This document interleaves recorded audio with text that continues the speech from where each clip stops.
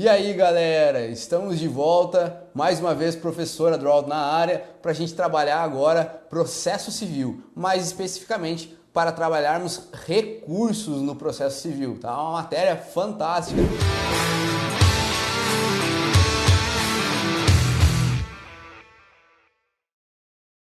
Sem mais delongas, vamos aí então falar sobre teoria geral dos recursos nesse bloco, beleza? Então vem comigo, olha só. Direito Processual Civil, meu nome, né, professor Adroaldo Leão Souto Júnior. Então bora lá. Teoria geral dos recursos. Primeiro de tudo, o que é o recurso, tá? Eu preciso que você entenda o que é um recurso. O recurso é o meio voluntário utilizado para provocar, dentro do mesmo processo, o reexame da decisão judicial atacada pela autoridade judiciária prolatora da decisão ou outra hierarquicamente superior, buscando a reforma, invalidação, esclarecimento ou integração da decisão, tá? Primeiro de tudo, preciso destacar algumas coisas com vocês. Quando a gente fala de recursos, você tem que entender que o recurso é algo voluntário. A parte ela não é obrigada a recorrer, mas da mesma forma que é algo voluntário, é também um ônus, tá? Por que um ônus? Porque se ela não recorrer da decisão, aquela decisão irá se estabilizar, tá? E se ela for sucumbente, ela vai aí deixar a transitar em julgado, vai fazer coisa julgada material e essa sucumbência poderá ser cobrada dela, ok? Segunda coisa que eu preciso destacar com você, o recurso ele é utilizado dentro do mesmo processo, tá? Por que eu tenho que destacar isso contigo? Porque a gente tem outras formas de atacar a decisão judicial, mas fora do processo, através de ação rescisória, onde a gente irá iniciar uma nova ação justamente para impugnar aquela decisão que já transitou em julgado. Então, quando a gente fala de recursos, você tem que ter em mente aí que é dentro do mesmo processo e antes do trânsito em julgado da decisão, tá? Beleza? Então, vamos avançando lá. Olha só, para que você compreenda quando o recurso é cabível, tá? É imprescindível que você entenda os tipos de manifestação judicial que a gente tem dentro do Código de Processo Civil, beleza? Então, vem comigo, olha lá. Despacho, primeiro de todos, né? Despacho é o mais simples. Por que é o mais simples? Pois o despacho ele não possui conteúdo decisório. Ele é utilizado meramente para impulsionamento do processo. E justamente por ele ser utilizado para mero impulsionamento do processo, ele é irrecorrível, tá?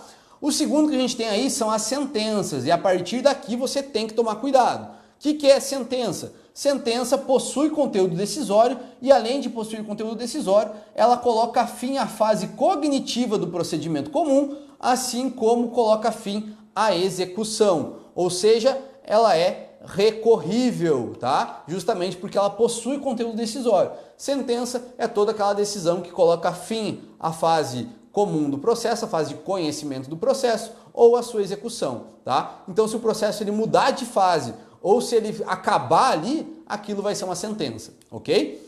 Decisão interlocutória. O conceito de decisão interlocutória a gente consegue por exclusão, tá? Por quê? Olha lá.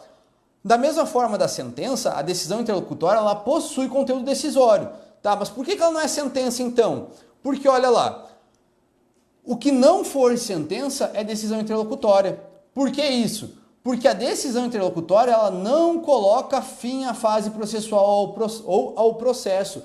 Ou seja, é uma decisão que possui conteúdo decisório, que é proferida no andamento do processo, mas que ele continuará a andar ali sem trocar de fase, sem terminar ali, tá? Nesse caso, a decisão interlocutória ela é recorrível, certo?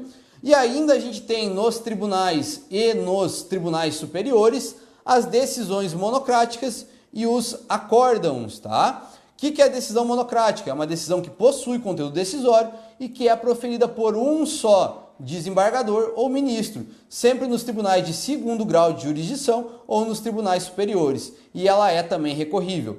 E os acórdãos são aquelas decisões que possuem conteúdo decisório e são proferidas pelos órgãos colegiados dos tribunais de segundo grau de jurisdição e superiores, que também é recorrível, tá? Então note que o único tipo de manifestação judicial que a gente tem que não é recorrível são os despachos. Dos despachos a gente não recorre, tá? De sentença, decisão interlocutória, decisão monocrática e acordos a gente recorre sim, certo? E você já vai ver qual o recurso que a gente vai utilizar para cada um, ok? Princípios da teoria geral do recurso. Olha só, primeiro de tudo, o princípio do duplo grau de jurisdição é a possibilidade que a gente tem aí de ter a revisão da decisão por um órgão hierarquicamente superior, tá? E aí tem uma discussão doutrinária se ele é um princípio constitucional ou não, mas não nos cabe entrar nessa discussão agora para a sua prova da OAB, ok? Segundo, princípio da taxatividade. O que é o princípio da taxatividade? É o seguinte, só são recursos aqueles criados por lei federal. Quando a gente fala do CPC, tá? Quando a gente fala do CPC, os recursos eles estão previstos lá no artigo 994, ok? Lá no artigo 994 você vai ver que vai falar lá da apelação, agravo de instrumento, agravo interno, agravo em recurso especial e extraordinário, recurso especial e extraordinário, embargos de declaração, entre outros, tá? Só que olha só são recursos aqueles estipulados por lei federal. Existem recursos que não estão no CPC. Exemplo disso, recurso inominado, tá? Que é lá o recurso da Lei 9.099, que é a Lei dos Juizados Especiais, certo? Por que a gente fala que só são recursos aqueles que são criados por lei federal? Porque a autonomia das partes não pode criar um novo recurso. Você sabe que hoje a gente tem aí negócios processuais. É a possibilidade, por exemplo, de as partes elas estabelecerem um calendário para o seu processo, tá? Acelerando o processo ou até mesmo desacelerando o processo, ok? Isso é uma faculdade da parte. Eles têm a possibilidade de fazer esse negócio processual. Só que, através desse negócio processual, as partes elas não podem criar uma nova forma recursal, tá? Elas não podem criar um novo recurso. Por quê? Por causa do princípio da taxatividade. Só são recursos aqueles previstos em lei federal, ok? Princípio da singularidade, também chamado de unirrecorribilidade ou unicidade. O que isso significa?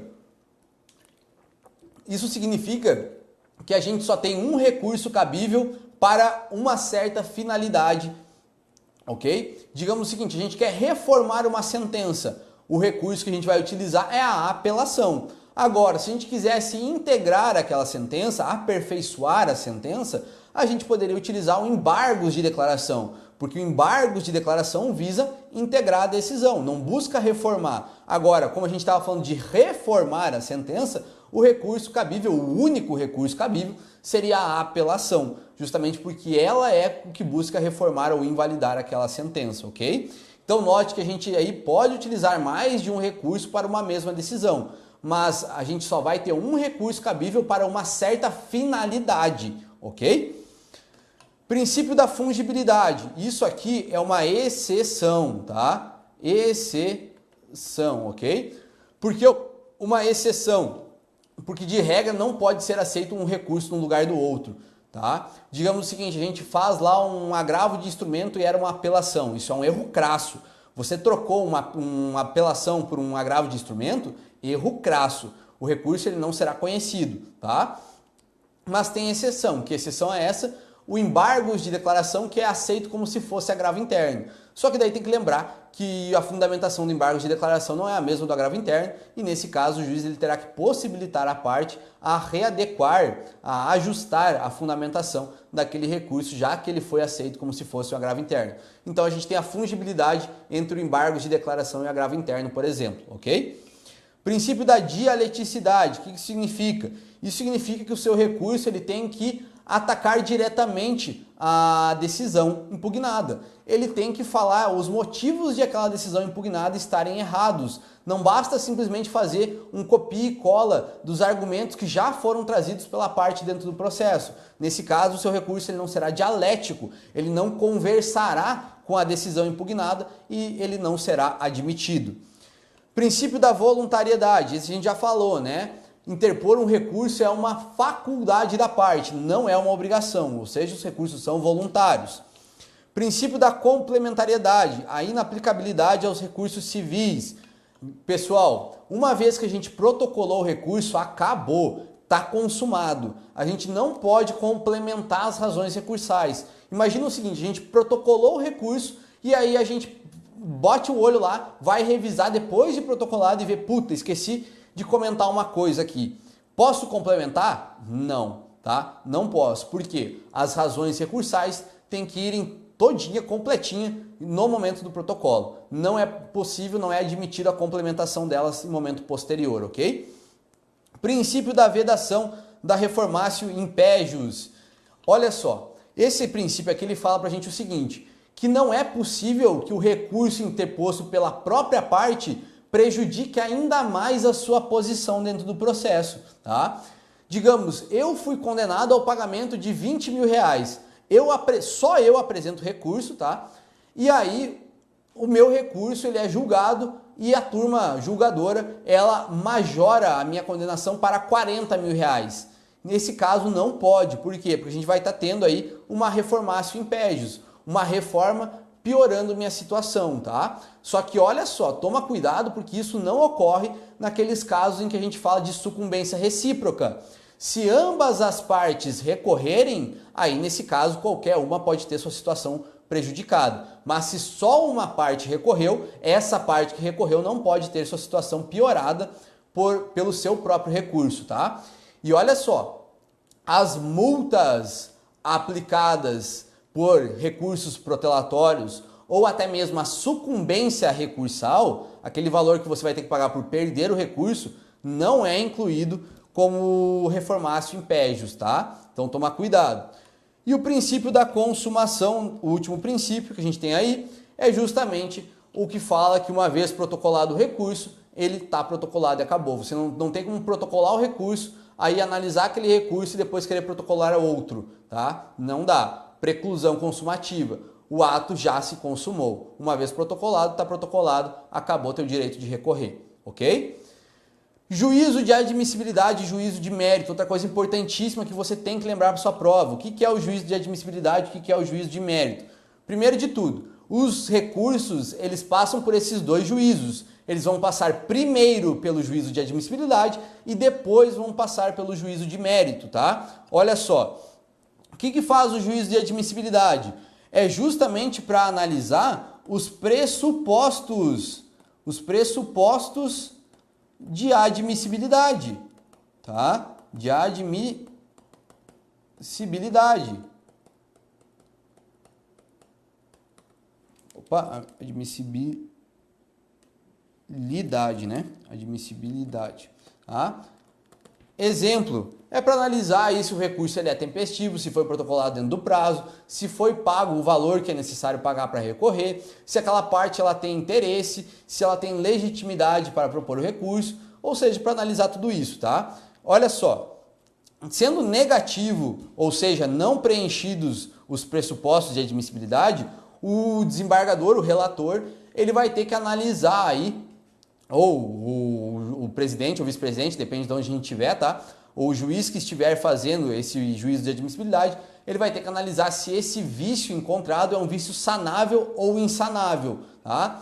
Se for um vício sanável, o juiz ele tem que oportunizar a parte corrigir esse vício no prazo de 5 dias e aí então irá admitir o recurso caso ela tenha resolvido o problema, certo? Digamos, a falta de pagamento do preparo. Ah, nesse caso ele vai ter que intimar ela, ó, você não pagou o valor que você deveria ter pago, então paga aí, ok? Se ela pagar, o recurso segue. Agora, se for um vício incorrigível, tá?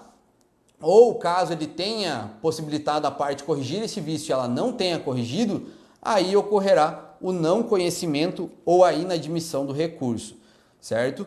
Quando o recurso ele é inadmitido, tá? Quando o recurso ele é inadmitido, é porque ele não passou no juízo de admissibilidade, ok? Agora, uma vez o juízo de admissibilidade seja positivo, ou seja, tenha preenchido todos os pressupostos de admissibilidade, a gente vai ter aí o conhecimento ou a admissão do recurso.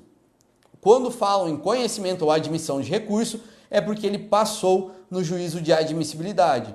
E aí, depois de ele ter passado nesse juízo de admissibilidade, a gente vai ter o julgamento de mérito, tá? A gente vai julgar o mérito do recurso. E aí, se ele for positivo, a gente vai ter o provimento do recurso.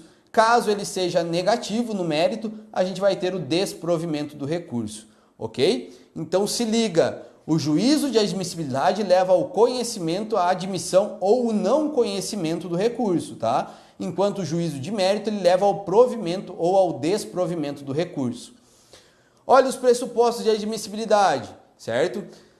São os requisitos a serem avaliados no juízo de admissibilidade do recurso e eles dividem-se em dois grupos, os requisitos intrínsecos ou subjetivos e os requisitos extrínsecos ou objetivos. O primeiro de todos que a gente tem aí é o cabimento, tá?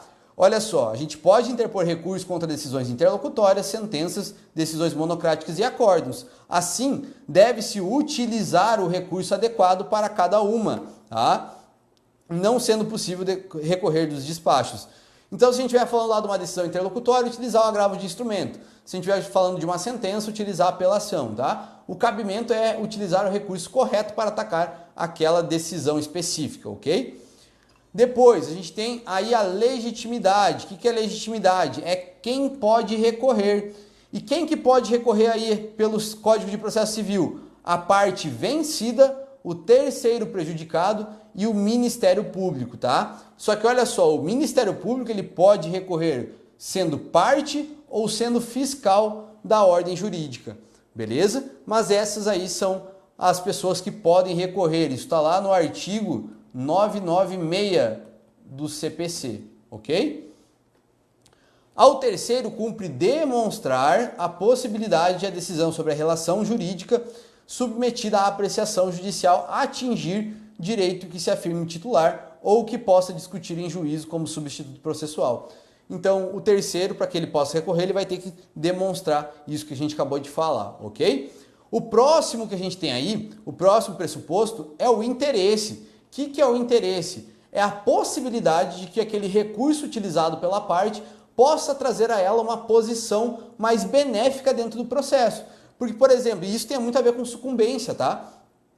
Exemplo, se eu não for sucumbente, se eu levei tudo o que eu queria levar no processo, eu pedi lá 20 mil reais, levei os 20 mil reais, eu tenho interesse para recorrer? Não tenho, tá? Agora, se eu pedir 20 mil reais e levei 10 mil reais, eu perdi 10 mil do que eu pedi. Nesse caso, eu tenho sucumbência, tá? E aí eu posso recorrer. Então, o interesse ele tem a ver com atingir uma posição mais benéfica no processo. Se eu tenho como atingir uma posição mais benéfica no processo através do recurso, eu tenho interesse recursal, beleza? Com exceção dos embargos de declaração, né? Que os embargos de declaração, eles só visam aí aperfeiçoar realmente a decisão. Então, essa questão do interesse, ela fica mitigada, ok? D. Inexistência de fato impeditivo ou extintivo do poder de recorrer. Ou seja, é não existir nenhum fato que me impeça de recorrer ou que extinga o meu poder de recorrer. Por exemplo, levei uma multa por embargos protelatórios, embargos de declaração protelatórios. É um fato impeditivo de recorrer. Por quê? Eu só irei poder recorrer depois de ter pago o valor da multa. Uma vez paga a multa, eu posso recorrer de igual forma, mas enquanto não for paga, eu não tenho como recorrer, tá? Eu fico impedido de recorrer. Agora, um fato extintivo do poder de recorrer, eu ter aceitado a decisão. Eu fui condenado ao pagamento de 30 mil reais. Eu vou lá e pago os 30 mil reais e aí quero recorrer.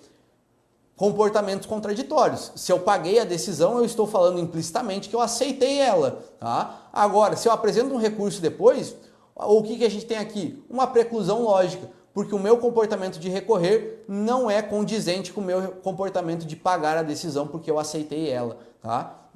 Então, nesse caso, eu tenho extinto o meu poder de recorrer. O próximo é o preparo, certo?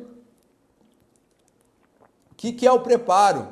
Tá? O preparo é o valor que você tem que pagar para interpor certos recursos. Tá? É o valor que vai ser utilizado para distribuir aquele recurso e tudo mais.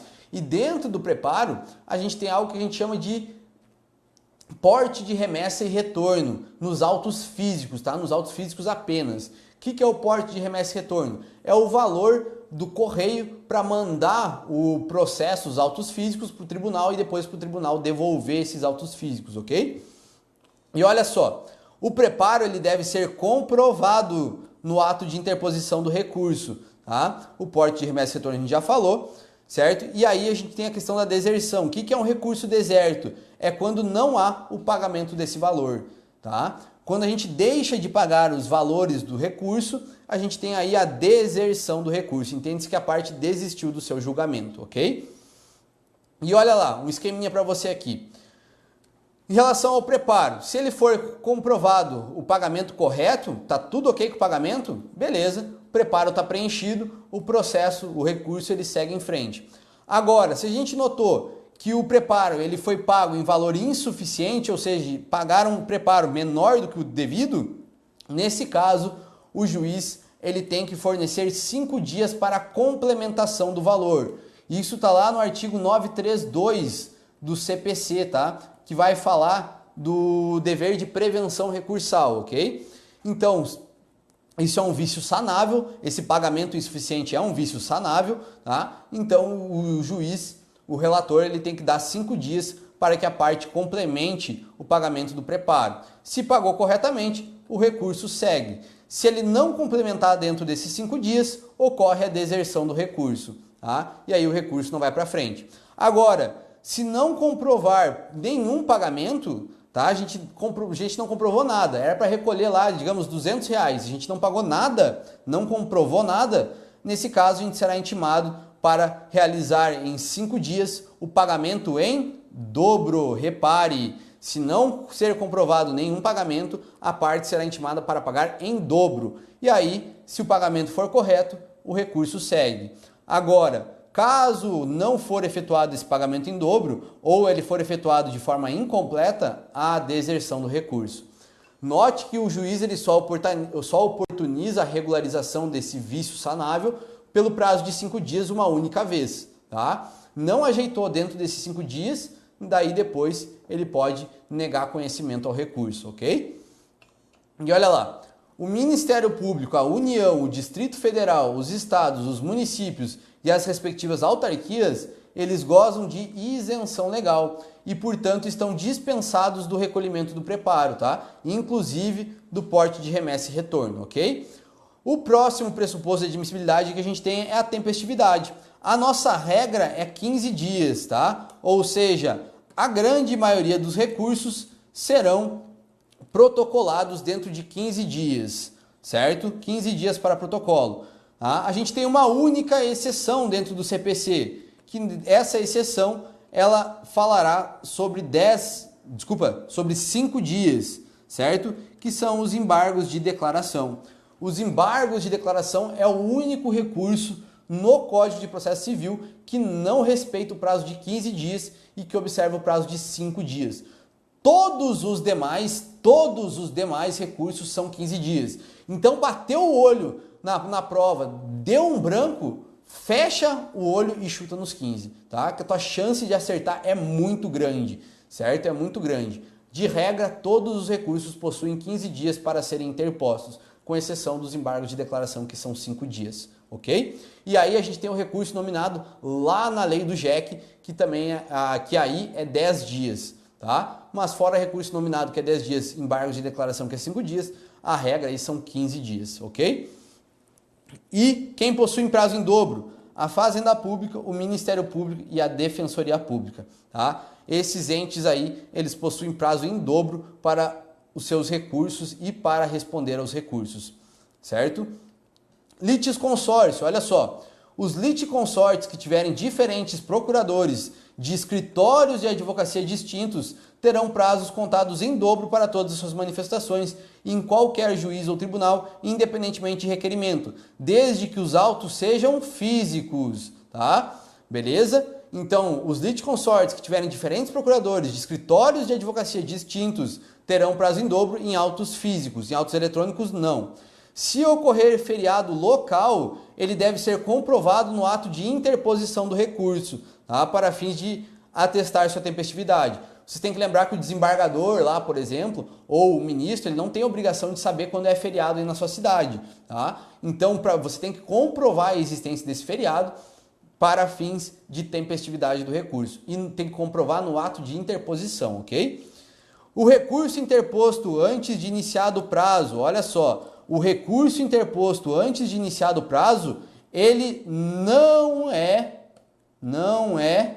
intempestivo, certo? Ele não é intempestivo, ou seja, se a parte quiser apresentar um recurso antes mesmo de começar o seu prazo, de começar a correr o seu prazo, ela pode, é uma faculdade da parte. Se ela quiser acelerar o procedimento, o problema é dela, tá? Fica aí na sua faculdade, ok?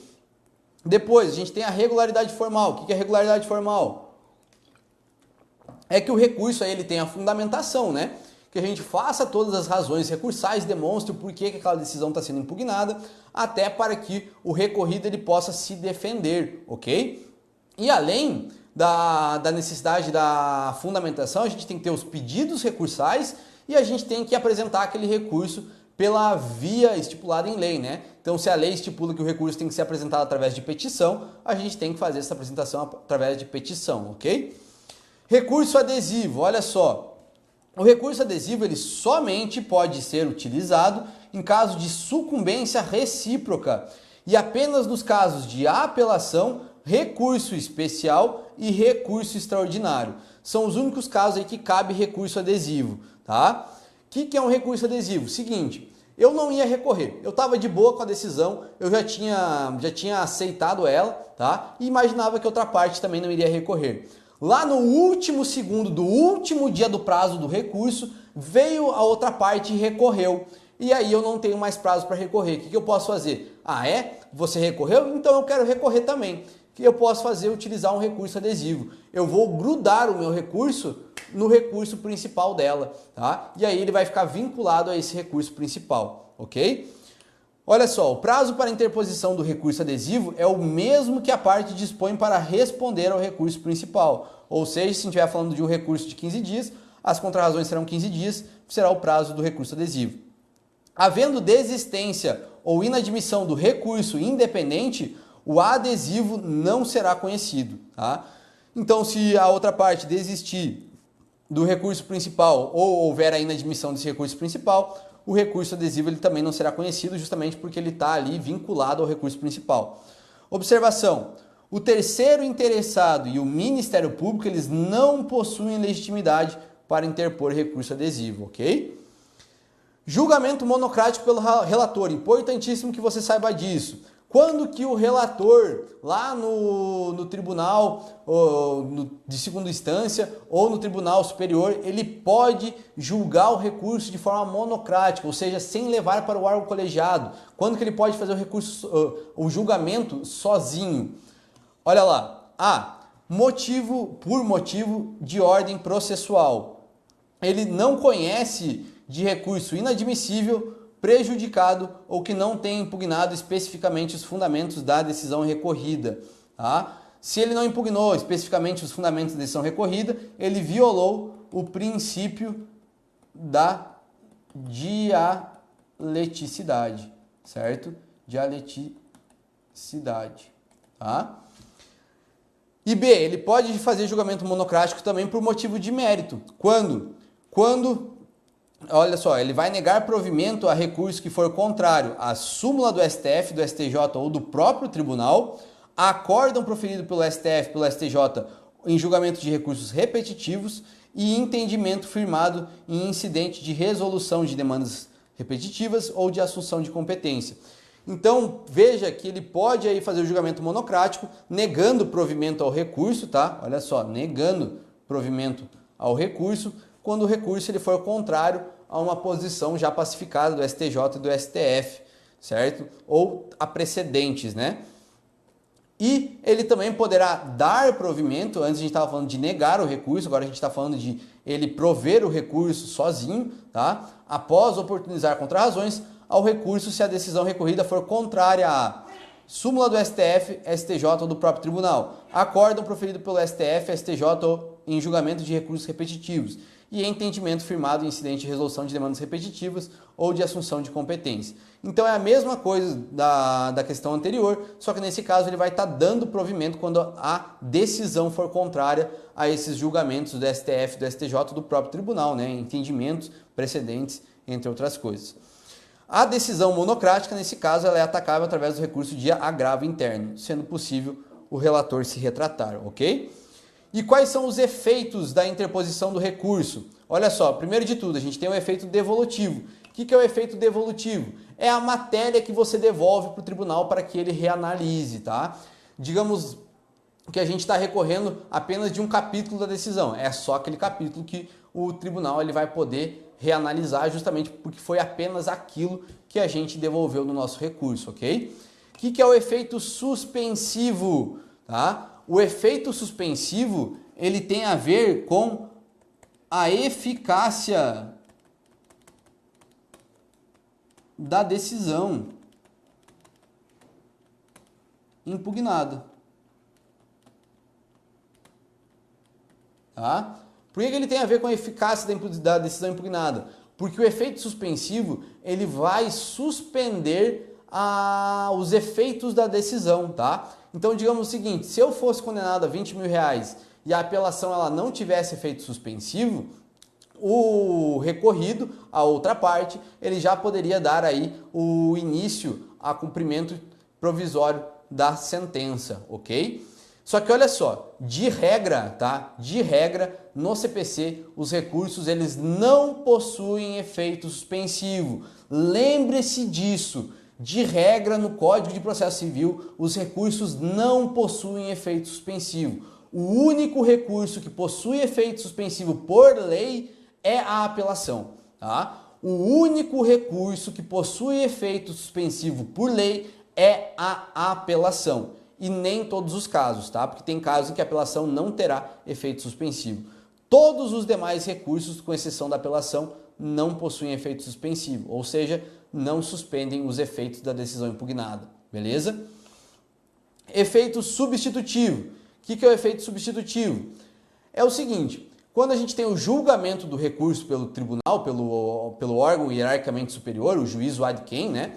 Nesse caso, a decisão do recurso substituirá a decisão impugnada, tá? A decisão do recurso, ela substituirá a decisão impugnada, mesmo que dê improvimento ao recurso, ok? Vai haver a substituição, porque é ela que fará coisa julgada, ok? Beleza? Efeito translativo. O que é o efeito translativo? É o efeito que possibilita ao órgão ad quem analisar matérias de ofício, tá? Mesmo que a parte não tenha suscitado, beleza? E que matérias são essas? Matérias de ordem pública, né? Por exemplo, uma prescrição em decadência. Só que é claro que o juiz ele não pode declarar, por exemplo, a causa prescrita lá, o direito prescrito, sem antes oportunizar a outra parte o contraditório, tá? Mas o tribunal ele pode sim analisar matérias de ordem pública de ofício, justamente por causa do efeito translativo. E por último a gente tem o efeito expansivo. O que é o efeito expansivo? É a possibilidade de a decisão do recurso alcançar outras partes ou outros atos processuais, tá? Digamos o seguinte, a gente tem lá um litisconsórcio unitário, beleza? O que é o litisconsórcio unitário? É quando a decisão ela tem que ser a mesma para todos os litisconsórcios, né? Apenas um desses litisconsórcios aí recorreu. Na hora que essa decisão, que sair a decisão do recurso dele, vai aproveitar os demais litisconsórcios, beleza? Por quê? Por causa do efeito expansivo, tá? Assim como a gente pode falar de atos processuais. Imagina que a gente está falando lá de um processo que versou sobre investigação de paternidade acumulada com alimentos.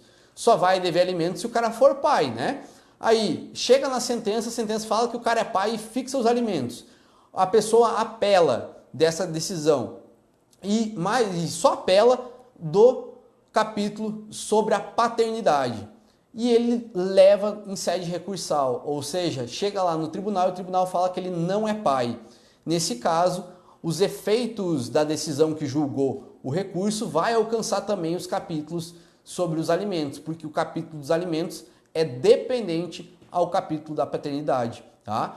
Mas a gente só terá efeito expansivo aí atingindo outros atos processuais quando esses atos processuais eles foram dependentes do ato recorrido, ok?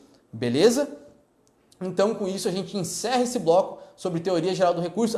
Última coisa que eu quero falar para você é o seguinte, quando eu falei ali de juízo ad quem e juízo à quo, né? O que é o juízo ad quem? É o juiz que irá julgar o recurso, ou seja, o hierarquicamente superior. E quando a gente fala juízo à quo, é o juízo que proferiu a decisão recorrida, tá? Beleza? Claro isso? Então, agora sim, eu encerro esse bloco e a gente volta no próximo para falar de apelação. Até lá!